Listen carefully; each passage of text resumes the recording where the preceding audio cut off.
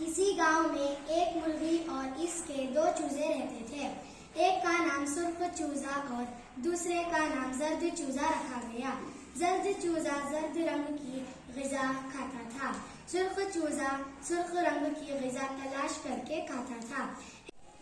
ایک مرتبہ سرخ چوزا سبز پودے سے لال مرچ کھا لیا۔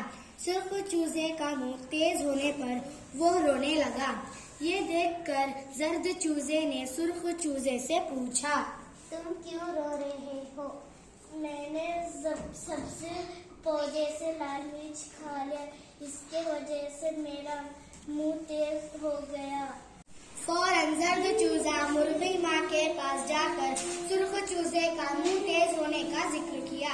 یہ سن کر مرغی ماں نے زرد رنگ والی میٹھی بوندی کے دانے لا کر دیے۔